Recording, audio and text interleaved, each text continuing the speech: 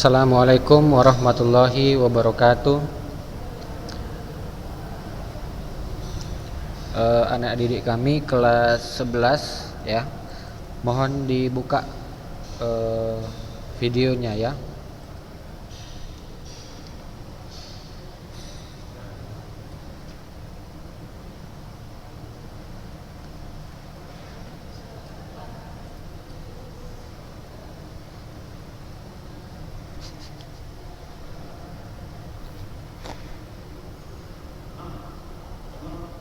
Oke,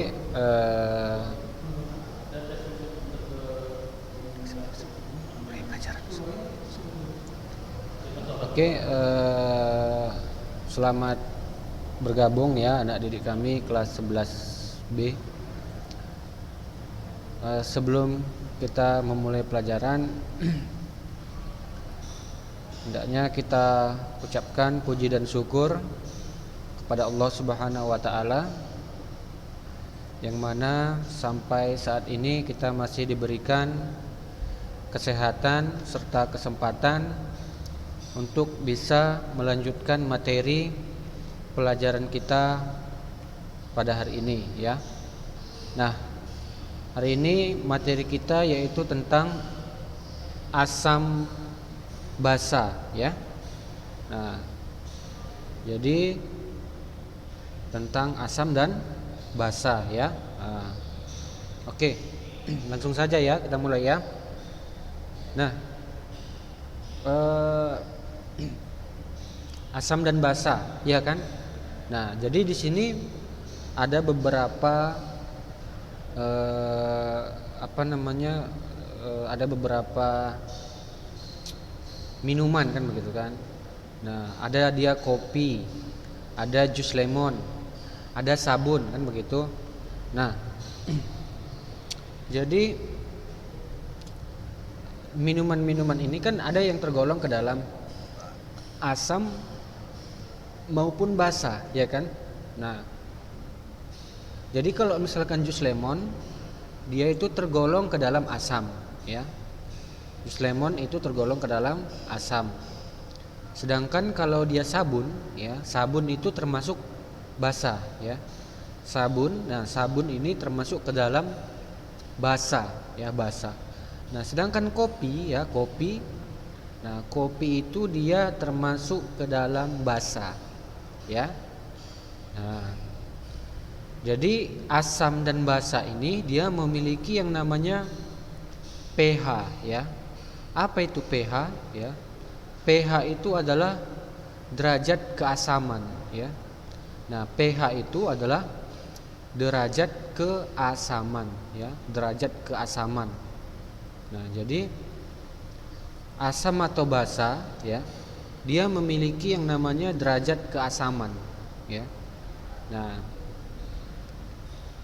oke, nah bagaimana jikalau kita mereaksikan asam dan basa? Nah, jadi kalau misalkan asam dan basa misalkan dicampur kan begitu kan? Nah, dia akan menghasilkan apa kan begitu. Nah, oke. Nah, jadi di sini sebelum kita masuk ke pembahasan asam dan basa, di sini ada beberapa teori ya, teori asam dan basa ya. Nah, jadi teori yang pertama itu dia dikemukakan oleh Arrhenius ya, Arrhenius. Kemudian teori yang kedua itu ada dia dikemukakan oleh Bronsted-Lowry ya, Bronsted-Lowry. Kemudian teori yang ketiga itu dikemukakan oleh si Lewis ya, Lewis. Nah, oke. Langsung saja ya. Nah, langsung saja kalau dia menurut Arrhenius ya, menurut Arrhenius ya, asam itu adalah senyawa yang menghasilkan ion H positif dalam air. Nah, jadi kalau dia misalkan asam ya, asam itu dia merupakan zat yang ketika kita larutkan dalam air, maka dia akan menghasilkan ion H positif ya. Nah, kalau dia asam itu ketika kita larutkan dalam air, maka dia akan menghasilkan ion H positif ya. Nah, contoh misalkan HCl. Nah, HCl ini merupakan asam klorida ya. Ini merupakan apa? Asam klorida ya. Nah, jadi kalau dia asam klorida kita larutkan di dalam air ya. Asam klorida kita larutkan dalam air, maka dia akan menghasilkan H3O+ ditambah Cl- ya. H3O+ ditambah dengan Cl-. Nah, jadi di sini H daripada ion HCl ya itu akan lepas ya, akan lepas. Nah, sehingga dia bergabung dengan H2O. Jadi kalau dia bergabung dengan H2O membentuk senyawa apa? H3O+. Nah, sisalah Cl- di sini ya. Nah, itulah dia pengertian asam menurut Arrhenius. Kemudian kalau basa. Nah, basa bagaimana pengertiannya menurut Arrhenius? Nah, jadi kalau dia basa ya menurut Arrhenius, dia dalam air akan terurai ya, menghasilkan ion OH- ya. Jadi kalau basa ya, basa ketika dia diuraikan di dalam air, maka dia ketika dia dimasukkan ke dalam air, maka dia akan menghasilkan ion OH-. Nah, itulah dia basa. Nah, contohnya apa? Contohnya misalkan NaOH. Nah, kita masukkan ke dalam air, maka dia akan menjadi apa? NaCl ya. NaCl ditambah dengan H2O. Nah, seperti itu dia ya. Nah, itu dia untuk konsep asam dan basa menurut Arrhenius. Oke. Kemudian bagaimana jikalau menurut Bronsted-Lowry kan begitu kan? Nah, jadi kalau menurut Bronsted-Lowry, asam itu adalah pendonor ion H positif ya. Berarti asam menurut Bronsted-Lowry adalah pendonor ion H positif. Artinya yang memberikan ion H positif ya. Sedangkan sedangkan basanya ya, basa Bronsted-Lowry menurut Bronsted-Lowry yaitu menerima proton. Nah, menerima ion OH- ya, menerima ion OH-. Nah, jadi di sini kalau dia asam menurut Bronsted-Lowry dia memberi proton ya, memberi proton. Nah, kalau dia basa menurut Bronsted-Lowry yaitu menerima proton ya, menerima proton. Nah, jadi kalau dia Bronsted-Lowry ya, dia berarti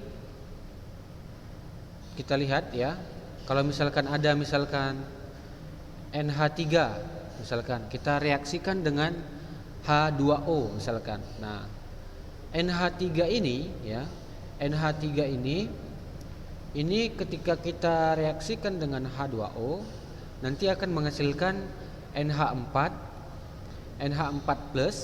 ditambah OH- ya. Akan menghasilkan NH4+ ditambah dengan OH-. Nah, jadi di sini ya, di sini yang bertindak sebagai asam ya, asam ya adalah H2O-nya ya, H2O. Sedangkan yang bertindak sebagai basa yaitu NH3-nya ya, NH3 ya. Nah, jadi di sini cara mengetahui apakah NH3 itu basa atau asam ya, itu tergantung dari hasil yang direaksikannya ya, hasil dari hasil pereaksiannya. Nah, misalkan NH3 misalkan kita reaksikan dengan H2O, nanti akan menghasilkan NH4+ tambah OH-. Nah, jadi nanti kalau dia menurut Bronsted-Lowry dia itu dipasangkan ya, dipasangkan dengan hasil reaksinya. Jadi kalau NH3 ya, NH3 pasangannya itu ya, pasangannya itu adalah NH4+ ya, NH4+. Nah, inilah pasangannya. Jadi kalau dia NH3, pasangannya adalah NH4+, kan begitu? Sedangkan H2O pasangannya adalah OH- ya. Nah, jadi di sini NH3 sama NH4+, mana dia yang kelebihan H? Nah, yang kelebihan H itu dia adalah yang NH4+. Maka NH4+ inilah dia yang bertindak sebagai asam. Sedangkan NH3-nya dia sebagai basa. Nah, dia kalau dia pasangannya ya, pasangannya itu dia disebut juga dengan konjugasi ya. Kalau dia basa pasangannya asam konjugasi, ya kan?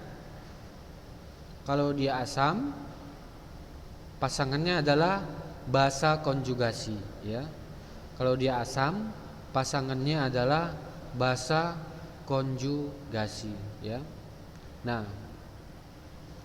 jadi di sini harus kita pasang-pasangkan. Kalau dia menurut Bronsted-Lowry ya, harus kita pasang-pasangkan. Jadi kalau NH3 pasangannya adalah NH4+ ya, NH4+. Berarti di sini NH3 karena dia kekurangan H ya. Jadi yang lebih itu kan dia si NH4+. H di sini kan dia ada 4, di sini ada 3. Maka di sini dia sebagai asam. Jadi yang kelebihan itu setelah kita reaksikan ya, ada hasilnya. Nah, ini kita pasangkan dulu kan. Nah, ini karena dia kelebihan satu atom H, maka di sini dia bertindak sebagai asam. Nah, maka disebut dengan asam Bronsted-Lowry ya. Berarti NH4+ itu bertindak sebagai asam Bronsted-Lowry ya. Kemudian kalau dia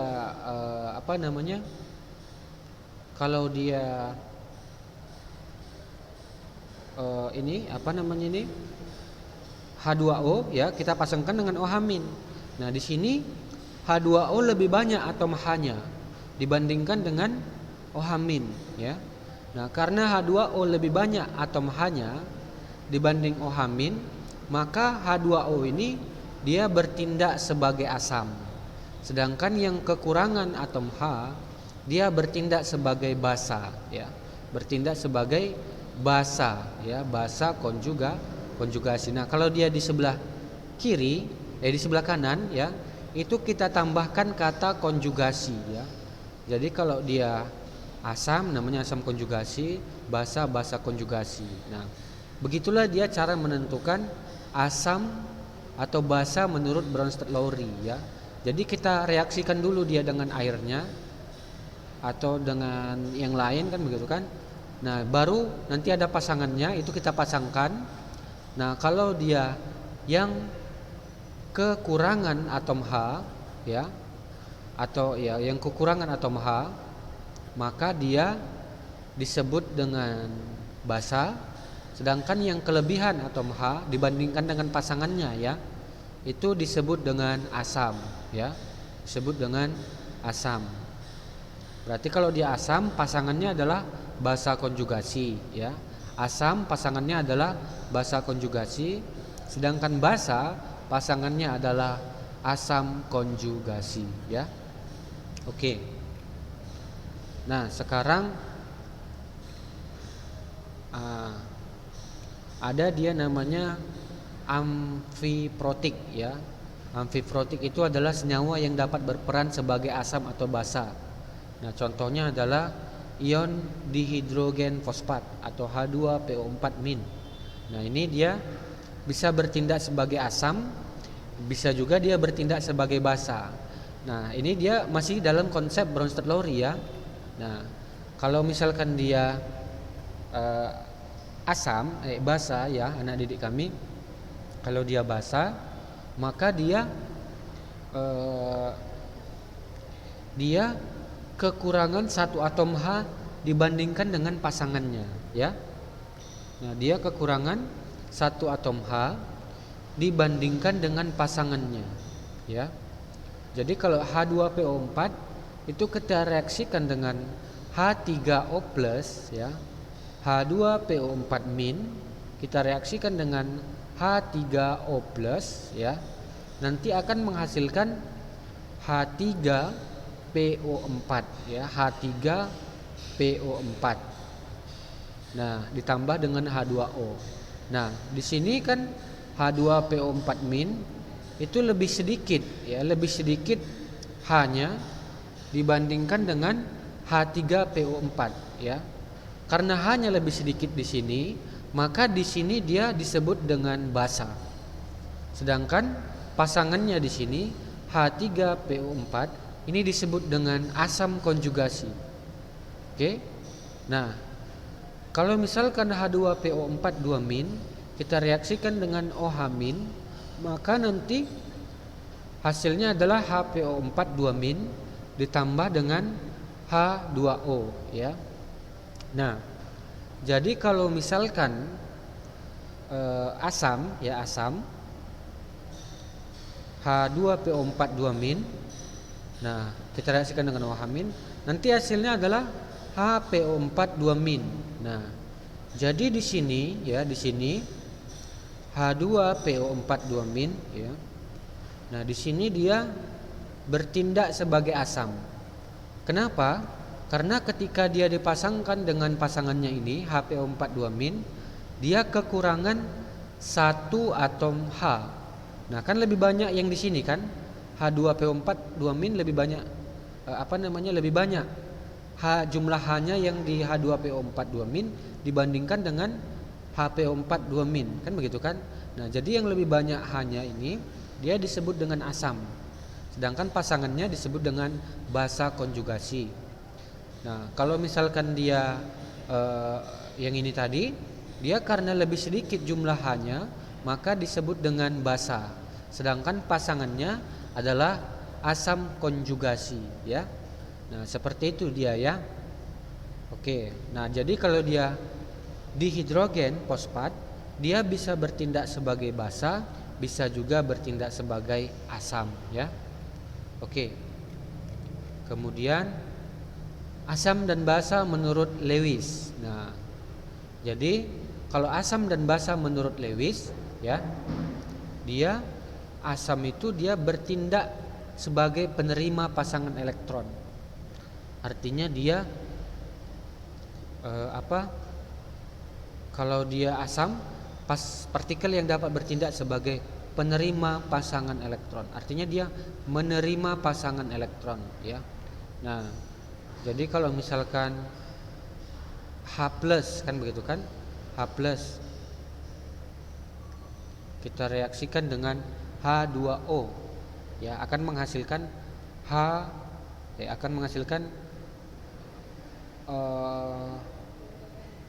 H3O+. Nah, jadi di sini, ya, kalau di asam tadi partikel yang bertindak sebagai penerima pasangan elektron. Penerima pasangan elektron itu artinya dia yang menerima pasangan elektron. Berarti di sini yang menerima adalah si H, sedangkan yang memberi adalah si H2O, ya. Nah, H2O inilah dia, karena dia bergabung, ya, H2O dengan H, maka membentuk H3O+. Jadi H-nya ini masuk kemari, dia menerima 2 elektron dari pasangan, ya, dari elektron H2O, ya. Sehingga partikel yang bertindak sebagai penerima pasangan elektron adalah si H positif. Sedangkan yang pemberinya, ya, pemberi pasangan elektron adalah H2O, ya. Berarti di sini H2O bertindak sebagai basa, sedangkan H+ dia bertindak sebagai asam, ya. Oke. Oke. Ini kita lanjut aja lah, ya, dulu, ya. Nah, Jadi ada yang namanya pH larutan atau yang disebut dengan kekuatan asam dan basa ya. Nah, jadi kalau misalkan asam ya, asam itu pH-nya dia berapa? Nah, jadi kalau dia larutan asam, nah pH-nya itu adalah di bawah 7 ya. Di bawah 7. Nah, itu sudah ketentuan ya.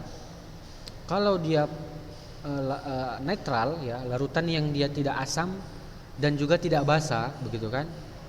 Nah, maka dia pH-nya itu sama dengan 7 ya, atau derajat keasaman ya, sering disebut dengan derajat keasaman. pH itu dia sering disebut dengan derajat keasaman ya. pH atau sering disebut dengan derajat keasaman ya. Kemudian pH larutan basa ya, pH larutan basa yaitu dia di atas 7 ya, di atas 7 ya. Nah, jadi kalau dia asam itu di bawah 7, kalau dia pH larutan netral itu sama dengan 7, pH larutan basa yaitu di atas 7 ya. Nah, jadi kalau dia menentukan pH, rumusnya adalah min log H positif ya. pH sama dengan min log H positif ya, min log H positif. Sedangkan kalau dia untuk mencari pH dari larutan basa itu kita gunakan pOH sama dengan min log OH negatif ya. Nah, inilah rumusnya ya untuk menentukan menghitung pH larutan asam dan basa nanti melalui perhitungan ya. Nah, selain menggunakan perhitungan ya, nanti itu pH itu dia bisa juga digunakan alat ya, menggunakan alat ya. Nah, ada namanya alat untuk mengukur pH suatu larutan ya. Nah,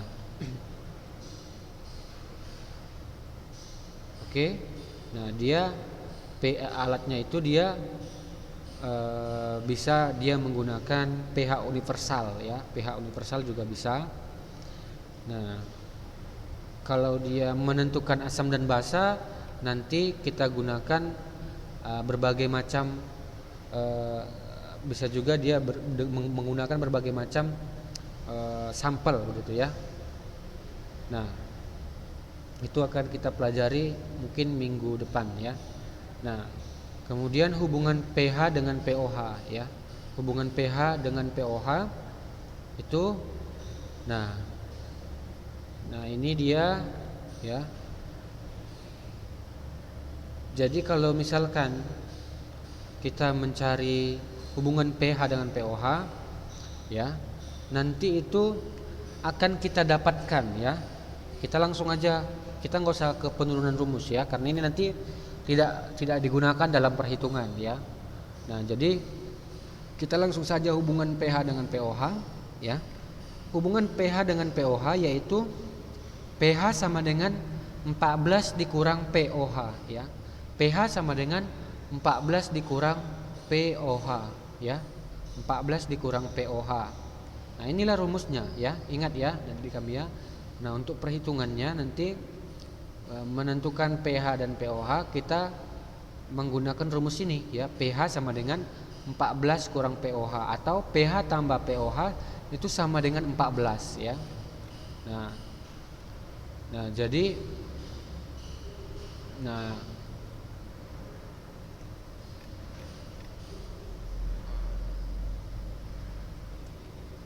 ini dia ya. Jadi cara menentukan suatu larutan itu asam atau basa, kita bisa juga menggunakan kertas lakmus ya. Kertas lakmus ya.